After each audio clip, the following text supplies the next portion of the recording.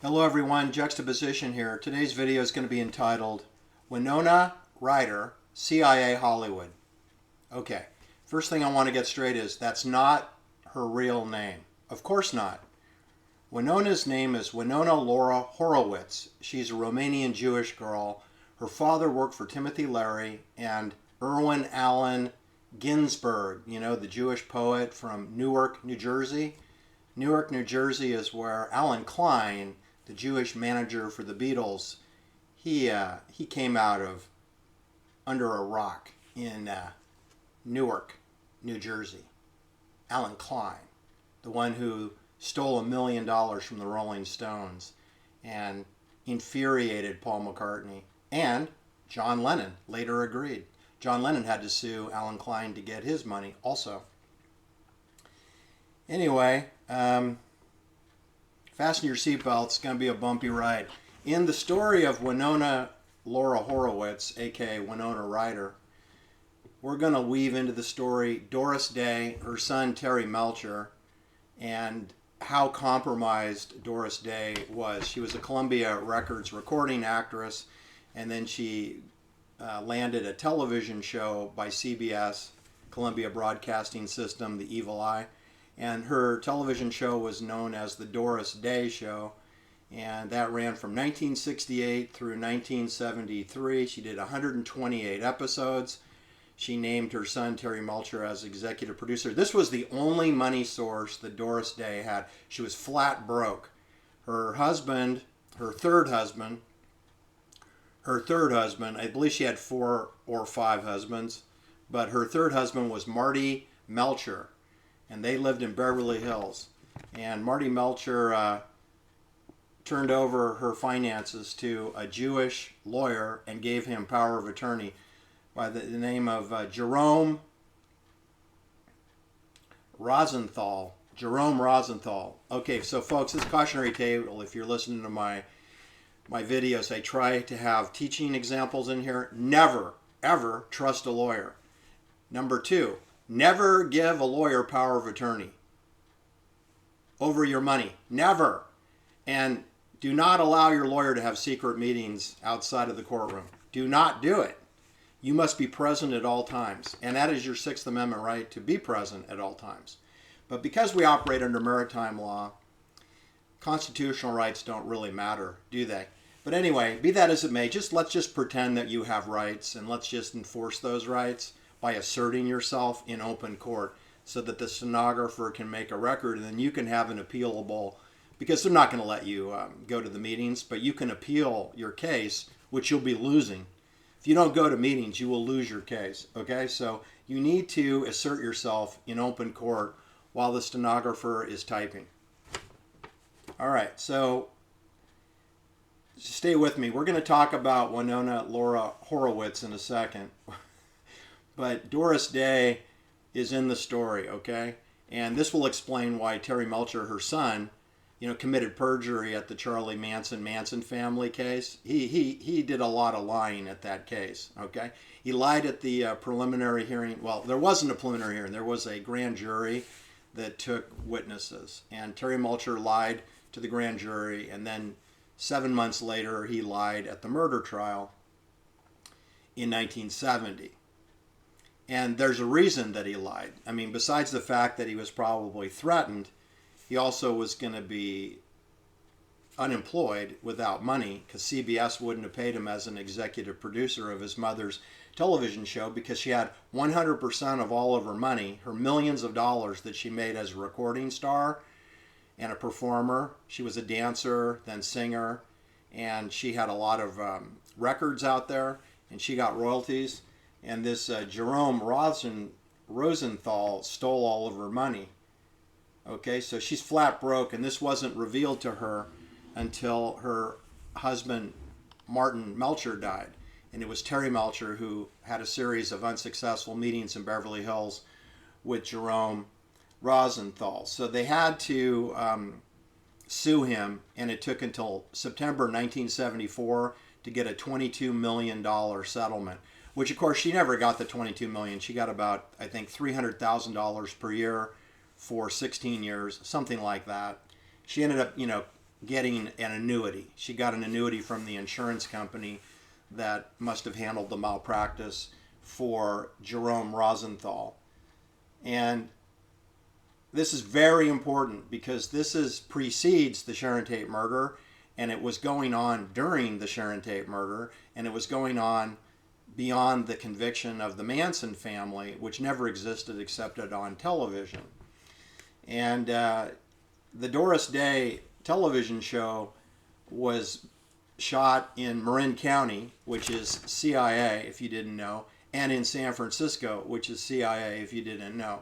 And in the fictional show, Doris Day goes by Doris Martin, who's a widow with 2 young boys, okay? And their names are Billy and Toby. These are her television sons. She did 128 episodes of the Doris Day show, and she lived on a fictional ranch in Mill Valley, which there are no ranches in Mill Valley, but it sounds kind of fun for television. And then she would commute over to her job in San Francisco. Then in later episodes, she actually moved the kids to San Francisco so she wouldn't have to do this arduous commute, which I'm here to tell you, it's not a difficult commute at all. You just go across the Golden Gate Bridge. It's easy peasy. It's an easy peasy commute from Mill Valley to San Francisco. It's very easy. You can ride a bicycle, you can walk. Well, you can't walk, but you could ride a bicycle and you can drive a car, and it's pretty easy. Anyway, I wanted to tell you that Doris Day show was filmed in Marin County and in San Francisco. All right, that's important because that's Northern California. It's outside of CIA Hollywood. Okay, then we have, we're going to have Angela Lansbury in my story also. She did Murder, She Wrote. That came later. That was another CBS television show. Murder, She Wrote. These are the bookends of Winona Ryder. Cabot Cove, which was near Elk in Mendocino County on the ocean. This was Cabot Cove, the fictional place in Maine. Again, using William Link and Richard Levinson, who created Columbo. They also were the executive producers of Murder, She Wrote, starring Angela Lansbury. Angela Lansbury's younger brother was executive producer on this television show. Angela produced 264 episodes of Murder, She Wrote, so a very successful series. William Link and Richard Levinson probably made more money on Angela Lansbury than they did off of Peter Falk, Columbo. You should also know, to give you some context, the Beverly Hillbillies, which was the CBS #1 most successful television show of all time, was Jed Clampett and Ellie Mae and Granny and Jethro and Milburn Drysdale and Miss Jane and Sharon Tate starring as Janet Trigo in the Beverly Hillbillies. That was CBS's #1 television show in the history of CBS.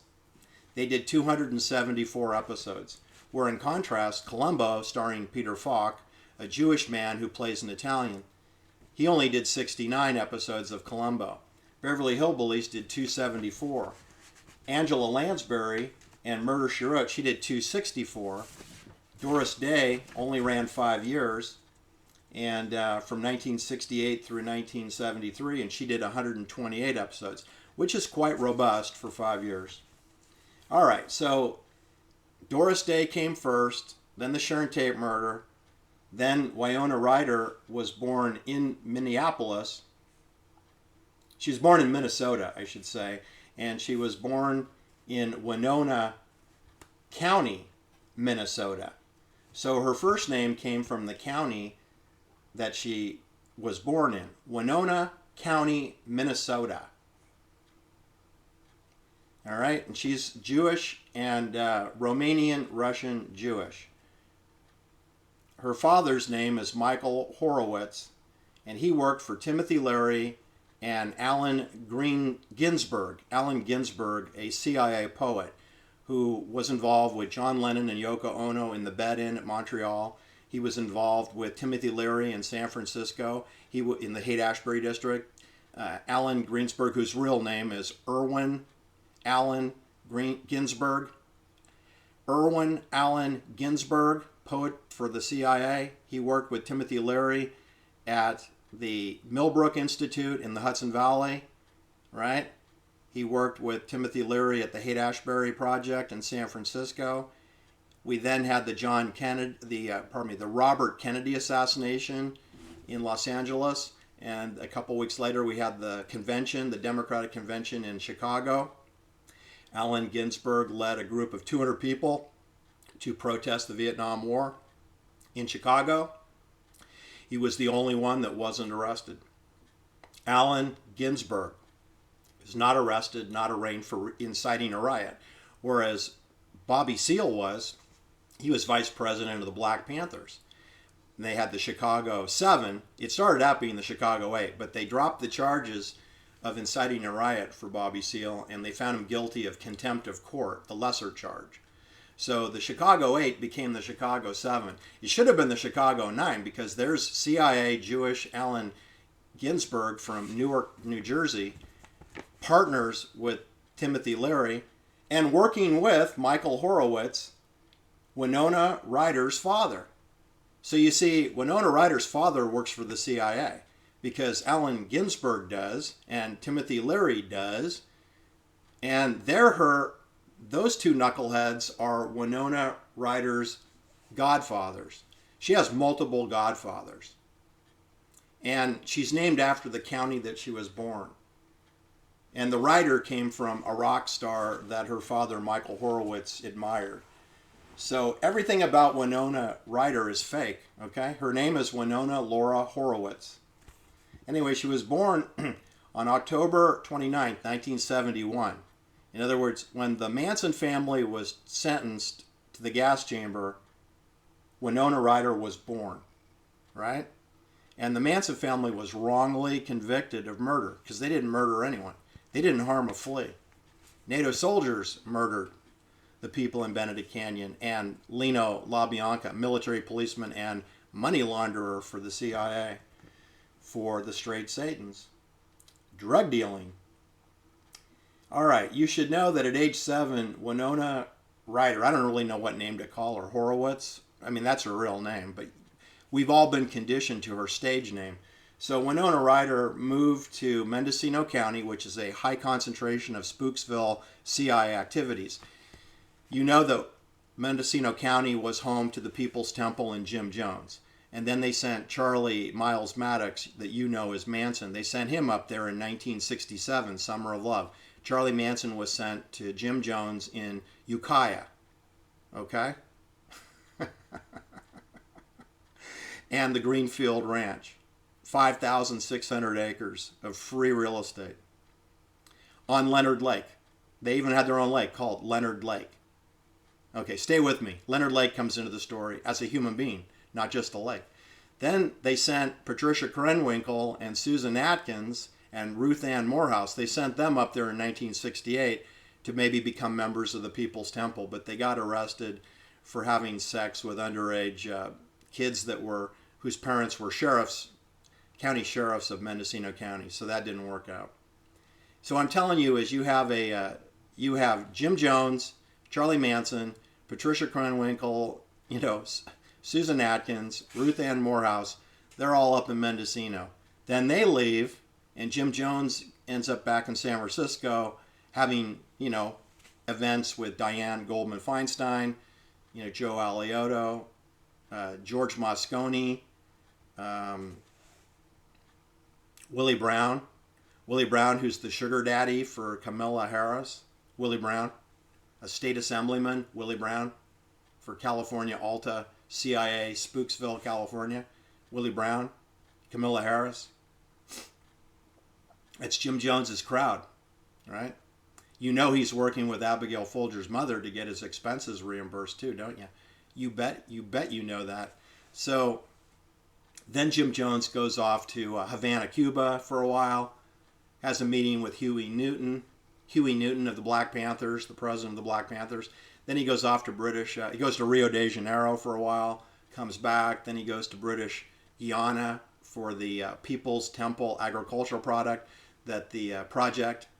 People's Temple Agricultural Project, which the media has convinced you it's Jonestown. And I'm here to correct that. It was never Jonestown. Never. That project existed before Jim Jones was assigned there, and I'll bet it's operating today. It's a research center for prisoner dilemma game. It's a prisoner dilemma game research facility involving drugs and scenarios, just like Stanford University practices at SRI, Stanford Research Institute. They collect money from the United States Navy for prisoner dilemma game activities, just like most universities do. It's not just a Stanford project. But the thing is that I find it disturbing that when Jim Jones and the People's Temple vacate the Greenfield Ranch, then here comes Winona Ryder. She arrives. Now, she's on the coast, so she's not at the Greenfield Ranch, but she's pretty close. She's not far, okay? And she moves into a cult colony on 300 acres of land with her parents, Michael Horowitz and her mother, and they move into a colony for 3 years. She's age 7 to age 10, living in Cabot Cove, what becomes Cabot Cove in Elk, Mendocino County, which is, as the crow flies, under 100 miles from the Greenfield Ranch. And Leonard Lake. Anyway, when she leaves at age 10 to go to Petaluma in Sonoma County, all right? And she attends junior high school in Petaluma. She attends Kenilworth Junior High, where she's bullied. That's what they want to tell you. So then they pulled her out of the junior high school and they sent her to San Francisco America Conservatory Theater. It's kind of the actor's studio of New York for San Francisco. America Conservatory Theater. And she's only 12 years old. And she goes there for an unknown amount of time. She then enrolls in Petaluma High School, where she graduates with a 4.0 GPA, if you can believe that. I have a hard time believing that. We have the Polly Klaas kidnapping. You may remember it was a nationally presented story that a young girl, is kidnapped from her mother's home at night at knife point, and she has other children with her in the same room, but Richard Allen Davis takes Polly Klaas only and then murders her and dumps the body along Highway 101, which is the Ventura Highway, if you didn't know, but it's way up north. And inserted into the story is Winona Ryder, who posts a $200,000 reward for information leading to the capture of whoever kidnapped Polly Klaas. I always wondered why Winona Ryder would be involved, other than the fact that she lived in Petaluma for a few years and she graduated from Petaluma High School. But what does she have to do with Polly Klaas? Well, I found the answer today. And what would she have to do with Richard Allen Davis? Well, I found the answer today. Richard Allen Davis was on an Indian reservation in close proximity to the Greenfield Ranch, if not on the Greenfield Ranch. He's a CIA operative, Richard Allen Davis, the guy who murdered Polly Klaas. And he's under 24/7 surveillance at an Indian ranch in Mendocino County outside of Ukiah. Well, that's code for Greenfield Ranch, people. That's an Indian, part of that is Indian sacred ground. So that's where Leonard Lake and Charles Ng were sent before that, in the 1980s. Leonard Lake, who is a United States Marine with 2 tour of duties in Vietnam and discharged under a medical justification. And he's sent to Marin County, where Doris Day is filming her show, and he works for the Renaissance Pleasure Fair in Novato, Marin County. And then he's sent up to Mendocino County in Ukiah to be a serial killer, because he and Charles Ng, who's also a United States Marine AWOL, they disappeared 25 people, and we only can confirm 11 or 13 of them using the bones that were found in Wilseyville. All right, so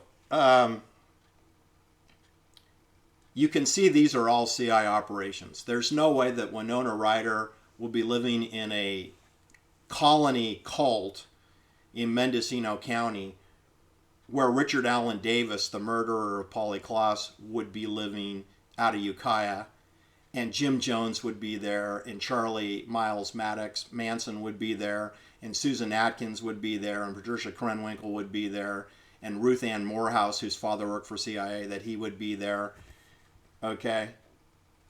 And Angela Lansbury has a CBS television show there. There is no way that would happen unless they're all associated with the CIA. All right. Now, Doris Day, she was a little further south in Marin County, across the Golden Gate Bridge from San Francisco. So she's much closer to San Francisco than Jim Jones or Winona Ryder were. But you do see that Winona Ryder was plugged into the American Conservative Theater in San Francisco when she lived in Petaluma, which is a little further north. It's about 45 minutes north of San Francisco. 45 minutes to an hour, depending on traffic backup on the highway. If there was no backup, you could do it in 45 minutes. Winona Ryder was an avid reader and a fan of J.D. Salinger, and she loved Catcher in the Rye. That's CIA code for laughing in your face, people. Winona Ryder is a fan of Catcher in the Rye. Gee, that's Mark Chapman's favorite book. Remember, Mark Chapman had a copy of The Catcher in the Rye for the murder of John Lennon, which I don't believe he did that. I believe Jose Perdomo put John Lennon down. Jose Perdomo was the CIA doorman of the Dakota, the creepy Dakota apartment complex. And Mark Chapman was the Sirhan Sirhan to John Lennon. Sirhan Sirhan was to Robert Kennedy what Mark Chapman was to John Lennon. In other words, he fired a pistol from 10 feet away, but Jose Perdomo probably shot John Lennon behind his right ear. That would be my guess. Can't tell because they won't show us a photograph of John Lennon's body in the morgue. That would be helpful to see his body so we can decide for ourselves how he died. Because I don't trust anything to do with the medical examiner. I don't trust anything to do with the media. And I want to see things for myself. But you see, those are concealed from us. So Winona Ryder is all about Catcher in the Rye. She's all about posting a $200,000 reward for someone she never met, Polly Klaas. And Richard Allen Davis is the murderer who came from Ukiah and the Greenfield Ranch, which is our CIA towns. To make it even more confounding, you do know that Jim Jones was the foreman for the grand jury of Mendocino County, right? I mean, he wasn't just a preacher. He was the number one law enforcement person. Jim Jones was the foreman for the grand jury of Mendocino County for 6-7 years, from 1966. He was up there in 1965, and he was up there to 1972, and he was the grand jury foreman for most of those years. And he was palsy-walsies with all the judges, and they don't have very many judges up there. Robert Winslow was a judge that was very close to Jim Jones. Well, guess what? When Doris Day had to sue Jerome Rosenthal to get her money, to get her $23 million, she had to hire, Beverly Hills lawyers to do that. And Robert Winslow is a judge in Mendocino County, so why would he be getting paid? His name appears on that lawsuit. So in other words,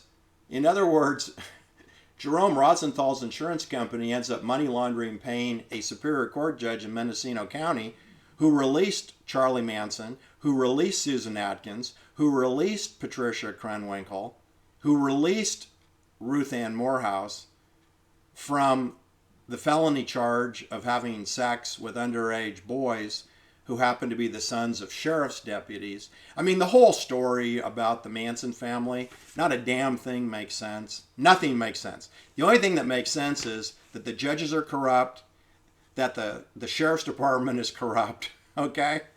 And that Winona Ryder is a Romanian Jewish girl. She's not Ryder, she's Horowitz. And she has a copy of Catcher in the Rye. All right. Anyway, Angela Lansbury did 12 seasons, 264 episodes. Her television show ran from September 1984 through May 19th, 1996. She's right up there with the Beverly Hillbillies and Buddy Epson. Again, the show is produced by Columbo creators William Link and Richard Levinson. And Angela Lansbury plays mystery writer Jessica Fletcher, who turns sleuth and assists the police department with solving homicide murders. All right, that's it for today. I hope you enjoyed my story. But as we found, that nothing is like you as presented on television. Winona Ryder is not who you think she is. You can look at her body of work. She is a Romanian Jewish girl. She's plugged into CIA through her parents. Her parents are also friends with Laura Huxley, which is a occultist family. And her parents were into the occult. They were working with Timothy Leary and Allen Ginsberg. So Winona Ryder didn't have much of a choice. She was born into a CIA family, and she's CIA Hollywood all the way. And she was a partner with Johnny Depp for a while. I think Johnny Depp's had 2 wives and 4 live-in girlfriends, of which, Winona Ryder Horowitz was one of 4 live-in girlfriends. I think there was a recent lawsuit regarding one of those live-in girlfriends, right? All right, have a great day. We'll talk soon. Please hit the like and subscribe. The reason that I went missing yesterday was I had a very severe food poisoning case, and it was 12 hours of agony and another 12 hours of misery. So it's 24 hours of unpleasantness, and it's very, very suspicious. Thanks for listening. Talk to you soon. Bye-bye.